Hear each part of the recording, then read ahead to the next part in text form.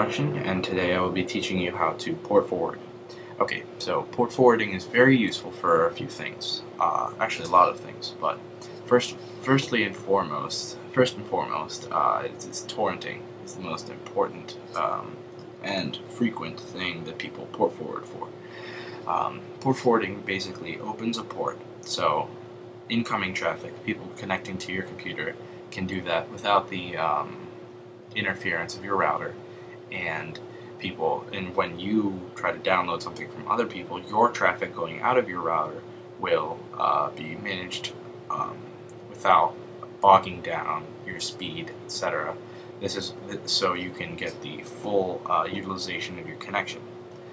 Okay, so there are a couple ways to do this, but first and foremost, let me show you the simplest and probably easiest way you can do this. You just head over to portforward.com, and then this has a list of pretty much every router ever conceived ever, and there are tutorials which are pretty much customized to your router.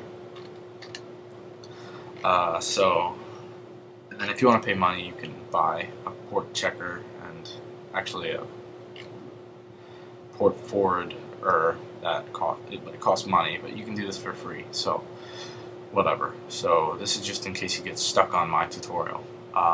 Okay, so you want to head over to, after this, you want to head over to my routerlogin.net, and this is the default one for Netgear, and it might vary depending on what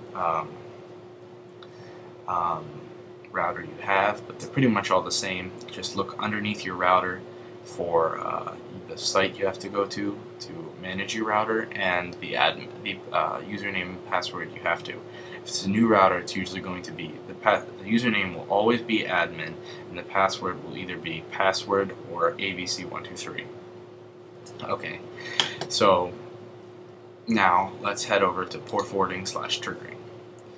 Triggering you don't want to do. You want to have port forwarding selected, and I know this interface will be a little different per whatever router you'll have, but it's pretty much the same, so no worries. Alright, so let's say add custom service, and let's just name it something out of the blue. Truvia, that stupid artificial sweetener that tastes like balls. Alright, so let's pick a port.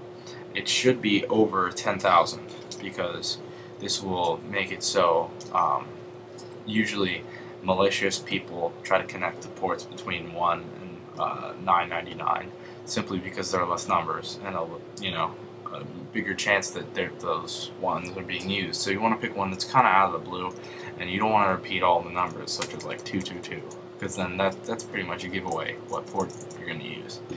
Okay, so let's just pick one out of the blue, 43598.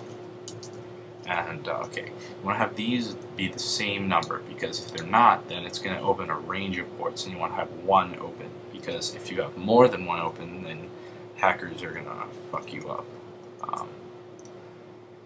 So now, the server IP address is your internal address to the router. So, okay, let's have a clever analogy here.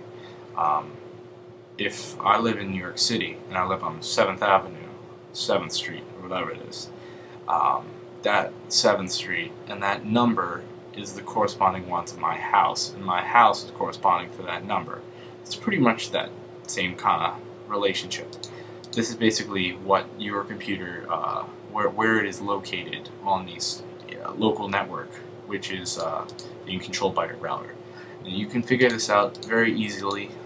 If you're running a Mac like I am, you can download the iStat, which is useful already, and it is displayed up here with your traffic. As you can see, local IP 192.168.1.4, and you can copy that IP address if you want in this little thing. And you can also get a widget for your widgets, but that's beside the point. So you can also find it in attached devices if you don't have a Mac, and there are some Windows Vista widgets that have that too, but attached devices, and then it will have the name of your computer, what you named it, like home-xp or whatever you did, and then it will have like 4 after this, which is in my case that one. So okay, so let's just rename this. It doesn't matter what you name it, like uvula.